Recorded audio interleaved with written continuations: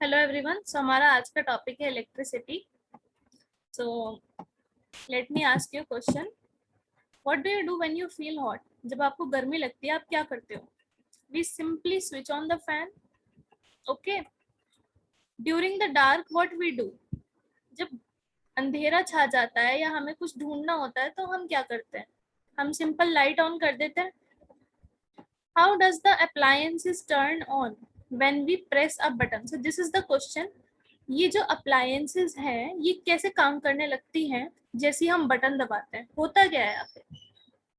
तो let me tell you. Electric current flows from the switch to the appliance. जब भी हम switch on off करते हैं, जब भी हम स्विच ऑन करते हैं तो जो इलेक्ट्रिक करंट होता है वो अप्लायंस तक, वेदर इट बी फैन और बल्ब और योर मोटर और your AC, electric current switch से अप्लायंस तक अपने आप पहुंच जाता है। ठीक है। अब ये इलेक्ट्रिक करंट फ्लो किस तरीके से करता है? How does the electric current flow from the switch to the appliance? किस तरीके से करता है? In the form of charges. और ये चार्जेस क्या होते हैं जो इलेक्ट्रिक करंट को फ्लो करवाते हैं? सो this is the formula. Sorry, here I was. So if a net charge q flows across any cross section of a conductor in time t, then the current I through the cross section is this. So what is this I? Current is denoted by this capital letter I. ठीक है। और ये जो Q है, Q क्या है आपका? Q is your net charge and what is T? T is time taken. तो अगर आपको किसी भी कंडक्टर के अंदर का करंट निकालना है तो आप क्या करोगे? Charge upon time. So this is the formula. Okay.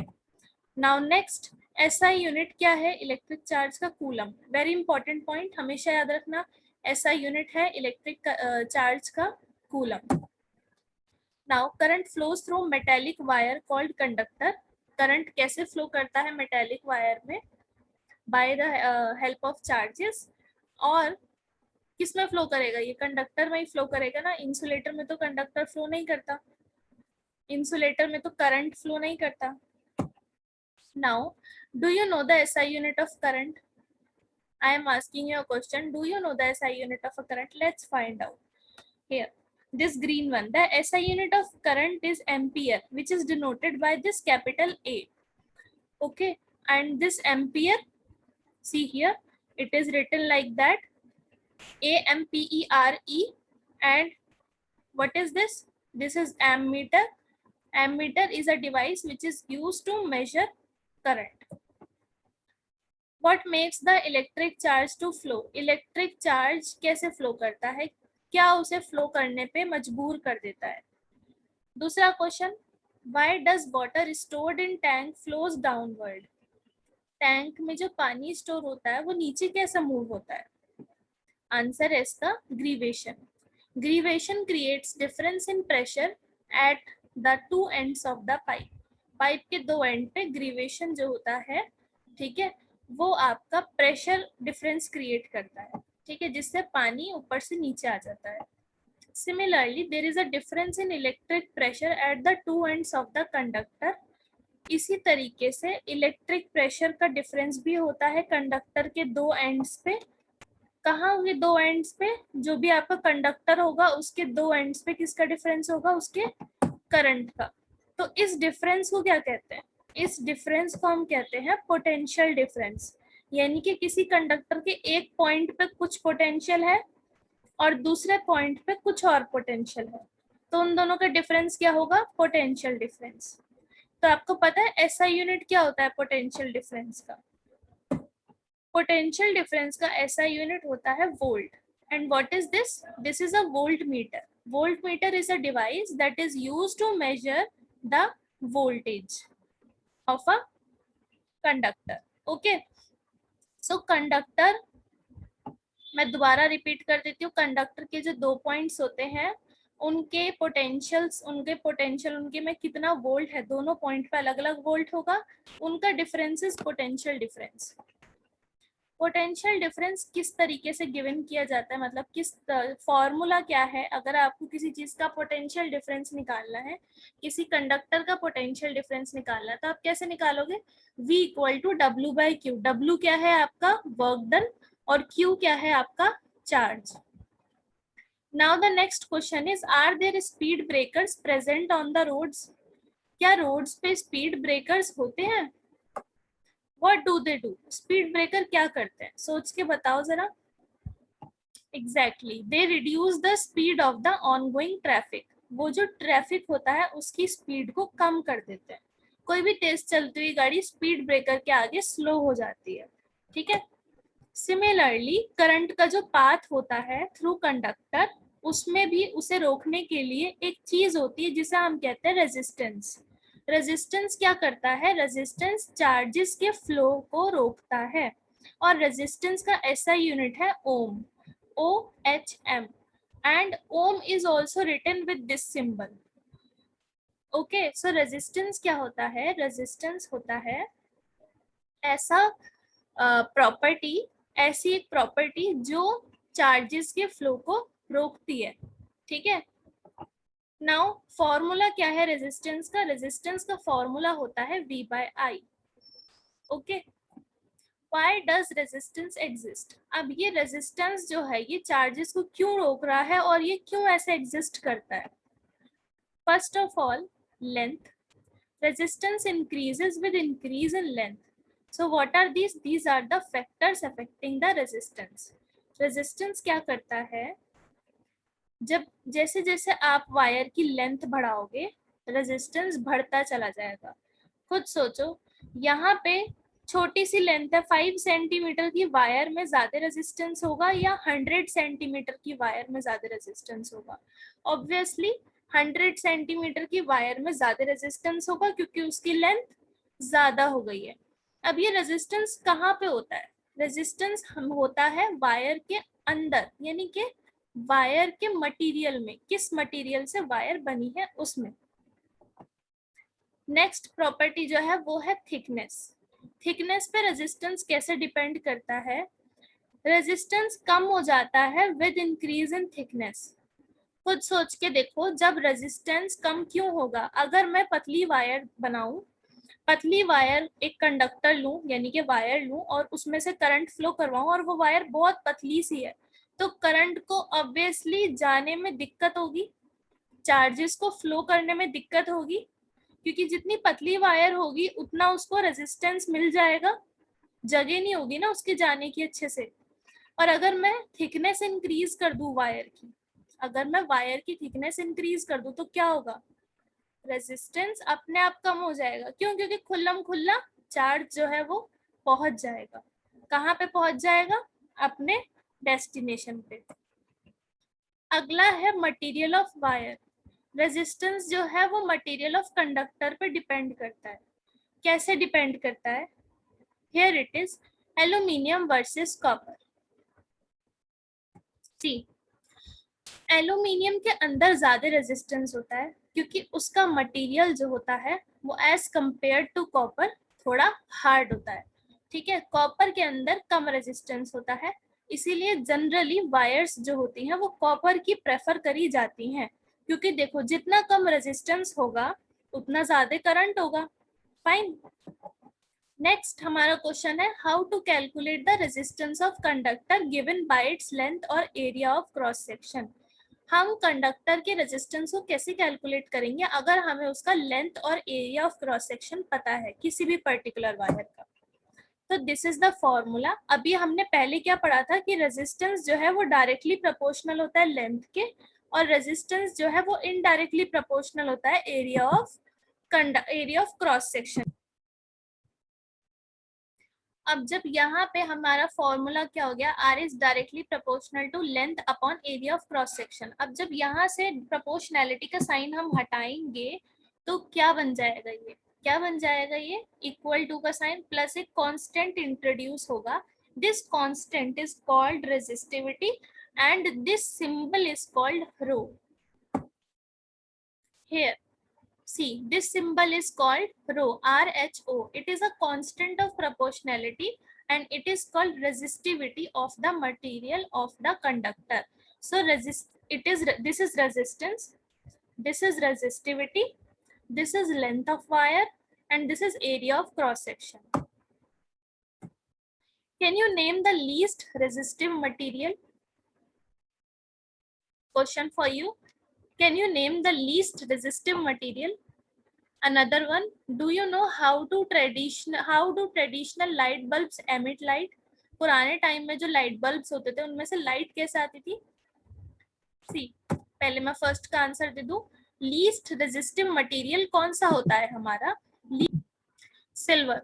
So silver is the least resistive material. इसका अंदर रेजिस्टेंस बहुत कम होता है. ठीक है, ये रेजिस्टिविटी बहुत कम ऑफर करता है. नाउ अब बल्ब्स कैसे एमिट करते थे लाइट? देखो, पुराने टाइम के जो बल्ब होते थे ना, ऐसे गोल गोल वाले, अंदर से येलो लाइट निकलती थी.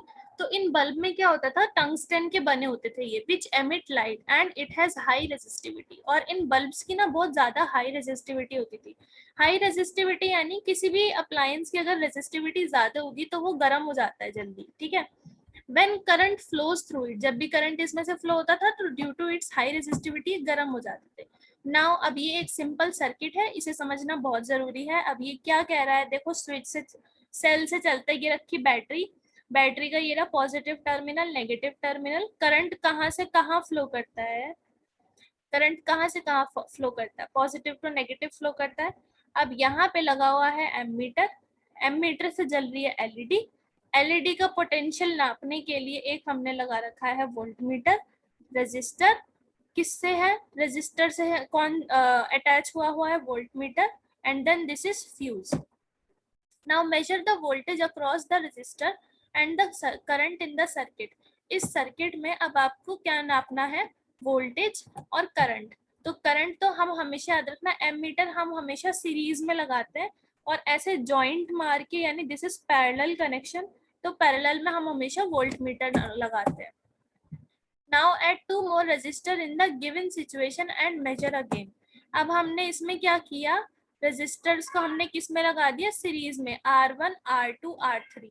इसको हमने किस में लगा दिया? सीरीज में लगा दिया. सीरीज मतलब तीनों रेजिस्टर्स एक साथ हैं और ऊपर से वोल्टमीटर इन्होंने अटैच कर रखा है. What will you observe that? यहाँ पे क्या ऑब्जर्व किया आपने? Current I through the circuit remains the same. Current same रहेगा. Potential difference V is equal to the sum of potential difference V1, V2 and V3. See here in this circuit diagram, तीन resistors हैं, तीन resistance हैं हमारे पास. तीनों resistance कैसे connected है? अलग अलग कनेक्टेड है बाय 3 डिफरेंट वोल्टमीटर. तो अगर हमें यहाँ पे पोटेंशियल डिफरेंस निकालना हो तो हमें क्या करना पड़ेगा? इन तीनों का V1, V2, V3 का सम करना पड़ेगा. What did we learn? हमने यहाँ पे क्या सीखा? Joined in series, the resistance of combination RS is equal to sum of the individual resistance. Simple सी बात है. अगर आपको रेजिस्टेंस आपकी सीरीज में लगे हुए हैं, सीरीज यानी 1 by 1 लगे हुए हैं, जैसे यहाँ पे लगे हुए थे, ये जो रेजिस्टेंस है ये कैसे माने जाएंगे? सीरीज में, यानी एक की लाइन में लगे हुए हैं ना ये. तो इनका हम कैसे निकालते हैं टोटल रेजिस्टेंस? इक्विवेलेंट रेजिस्टेंस जो होता है, सिंपल इन तीनों को प्लस कर दो. अब सिचुएशन 2 है, यहाँ पे रेजिस्टेंस कैसे लगे हुए हैं? पैरेलल में लगे हुए हैं, R1, R2 और R3. यहाँ पे हमने क्या ऑब्जर्व किया? Voltage V across the circuit remain same. यहाँ पे वोल्टेज जो है वो सेम हो गई. तो हमेशा याद रखना, जब हम रेजिस्टेंस को पैरेलल में लगाएंगे तो वोल्टेज जो होगी हमारी सेम रहेगी. जब हम रेजिस्टेंस को सीरीज में लगाएंगे तो वोल्टेज हमारी डिफरेंट रहेगी. Total current I is equal to the sum of separate currents through each branch of the combination. और अगर आपको पैरेलल में आपको करंट निकालना है तो आपको क्या करना पड़ेगा? इसका अलग करंट, इसका अलग करंट निकालो, इसका अलग करंट निकालो और फिर तीनों को ऐड कर दो. What did we learn? We can conclude that the reciprocal of equivalent resistance of a group of resistance joined in parallel is equal to the sum of reciprocals of the individual resistance. यहाँ पे जो individual resistance है in parallel, अगर आपको total resistance निकालना हुआ, जैसे यहाँ पे अगर आपको मैं बोलूँ कि ये 3 रेजिस्टेंस लगे हुए हैं and find the total resistance, तो आप क्या कहोगे कि भाई ये पैरेलल में लगे हुए हैं और पैरेलल में निकालने का फॉर्मूला होता है 1/r1 + 1/r2 + 1/r3। Fine. Now next question है, do you bath in hot और कोल्ड वाटर? गर्म पानी में नहाते हो या ठंडे पानी में नहाते हो? गर्म पानी में। तो how do you heat the water? पानी को गर्म कैसे करते हो? हर कोई आजकल क्या यूज करता है? Electric geyser. How does water gate heated inside geyser? Geyser के अंदर पानी गर्म कैसे होता है? See here, this is a high resistant rod present inside the geyser. Geyser के अंदर एक रॉड होती है जो बहुत ही हाई रेजिस्टेंट होती है। हाई रेजिस्टेंट मतलब वो ऐसी कंडक्टर है, ऐसी रॉड है जिसका रेजिस्टेंस बहुत ही ज्यादा हाई है। अब जब किसी भी चीज का, मैंने आपको पहले बताया था, रेजिस्टेंस बहुत ज्यादा हाई होता है तो होता क्या है, वो ना चीज जल्दी गर्म हो जाती है, और जैसी वो जल्दी गर्म होती है तो इलेक्ट्रिसिटी उससे फ्लो करती है और उस चीज को पूरा गर्म बना देती है, which in turn heats the water. अब इस रॉड के आसपास क्या है? पानी। अब ये रॉड जब बहुत गर्म हो जाएगी तो पानी अपने आप ही गर्म हो जाएगा। सो ये है प्रोसेस किसका? गीजर का। तो गीजर में हम क्या यूज करते हैं? High resistance rod. Do you remember this example? Even inside this kind of bulb, ये जो बल्ब है, इलेक्ट्रिसिटी से क्या हो रहा है? Is use to heat the filament to produce light. अब इस बल्ब में क्या हो रहा है? जो टंगस्टन होता है, जो जल रही है ना, यहाँ पे वायर है बिल्कुल बहुत ही ज्यादा ब्राइट, ठीक है, ये टंगस्टन वाली वायर जो है ये क्या कर रही है? ये बर्न कर रही है, ये जल रही है। दिस वायर इज बर्निंग, इसीलिए हमें लाइट प्रोड्यूस होती हुई दिख रही है। Can you state some more examples where the electricity is used in heating instrument? क्या आप और एग्जांपल्स बता सकते हैं जिसमें इलेक्ट्रिसिटी से हम गर्मी, हीट जनरेट करते हो? हाँ जी, एक और कॉमन एग्जांपल है आयरन। ठीक है, आयरन यानी जो घर में हम प्रेस करते हैं कपड़ों पर, वो क्या होती है? वो भी, उसके अंदर भी एक हीटिंग एलिमेंट होता है, निक्रोम वायर होती है। वो निक्रोम वायर क्या होती है? हाई रेजिस्टेंस होता है उसका बहुत ज्यादा, तो उससे वो वायर गर्म हो जाती है और पूरी हमारी मेटेलिक आयरन गर्म हो जाती है, जिससे हम फिर कपड़ों पे आयरन करते हैं। Now what is electric power? Electric power क्या होती है? Rate of doing work is power. Remember, power की डेफिनेशन क्या है? वर्क को करना, काम को करना। So it is the rate of doing work, that is power. Power is also rate of consumption of energy. Power क्या है? रेट ऑफ, कि आप कितनी किस रेट से एनर्जी को कंज्यूम कर रहे हो, वो भी आपकी पावर है। पावर के 3 फॉर्मूले हैं, P equal to V I. V क्या है? वोल्टेज। I क्या है? Current. P equal to I square R. I क्या है? करंट। R क्या है? Resistance. P equal to V square by R. V से वोल्टेज, R से resistance. SI unit of power, power का SI यूनिट क्या है? Capital W। कैपिटल W मतलब watt. Do you know how is the electricity bill calculated for your home consumption? आपको पता है आपका जो इलेक्ट्रिसिटी बिल आता है वो आपके घर का किस तरीके से कैलकुलेट किया जाता है? The unit what is very small. जो पावर का यूनिट है वाट, वो बहुत छोटा है। एक्चुअल प्रैक्टिस यानी कि हम जब घर यूज करते हैं पावर्स हमारे घर में, जैसे कि एसी में पावर का यूज होता है और किसमें पावर कंज्यूम होती है? वॉशिंग मशीन में पावर कंज्यूम होती है। तो ये जो अप्लायंसेज हैं हमारे डेली बेसिस के, इसमें पावर किलोवाट में कंज्यूम होती है। ठीक है, बड़े यूनिट है ये, वाट से बड़ा यूनिट, और 1 किलोवाट में 1000 वाट होते हैं। ठीक है, 1000 वाट्स होते हैं। Some electrical energy is the product of power and time. कुछ ऐसी इलेक्ट्रिकल एनर्जी होती है जो पावर और टाइम का प्रोडक्ट होती है, जैसे कि commercial unit of electric energy is kilowatt hour. देखो, आपने घर में सुना है ना कि बिल आता है 12 यूनिट, है ना, 250 यूनिट। तो ये जो यूनिट्स में आता है ना हमारा इलेक्ट्रिक बिल, ये जो यूनिट है, 1 unit is actually equal to 1 kilowatt hour. Fine, हम तो इतना बड़ा नहीं बोलते, तो हम बोलते हैं कि भाई बिजली का बिल कितने यूनिट, कितने रुपए यूनिट है। समझ रहे हो? तो यूनिट जो होता है वो क्या होता है एक्चुअली में? Kilowatt hour. अब ये किलोवाट आवर को, ये देखो, ये सबसे इंपॉर्टेंट कन्वर्जन है आपकी। ये क्या कर रही है? ये किलोवाट आवर पावर को जूल में कन्वर्ट कर रही है। ठीक है, this is also power, but यहाँ पे थोड़ा सा यूनिट का डिफरेंस आ गया। किस तरीके से कन्वर्ट हो रहा है? See here, 1 kilowatt will is equal to 1000 watt. ठीक है, खोल के लिख दिया, 1 kW को खोल के लिख दिया 1000 वाट। और आर को, आर यानी घंटा, आर खुद खोल के लिख दिया हमने 3600 सेकेंड्स। 1 घंटे में कितने सेकेंड? 3600 सेकेंड। अब जब हम इन्हें मल्टीप्लाई करेंगे तो 36 क्या हो जाएगा? 3.6 इंटू 10⁻6 वाट सेकेंड। और पूरा आंसर क्या आ जाएगा? 3.6 इंटू 10 वाट सेकेंड को हम क्या लिखते हैं? जूल लिखते हैं। ठीक है। Now check the power usage of the TV that you use. आप जो टीवी यूज करते हो उसका पावर यूजेज देखो। And calculate the bill that you may get by using TV for 5 hours daily. और कैलकुलेट करो बिल कि अगर आप रोज 5 घंटे टीवी यूज कर रहे हो तो फिर बिल कैलकुलेट करो कि उसमें कितना किलोवाट आवर यानी कितना यूनिट आता है। ठीक है। So this is your activity. Now I think we are over with this. Let me check. Okay. So we have just finished our chapter electricity. Thank you so much. Okay, bye.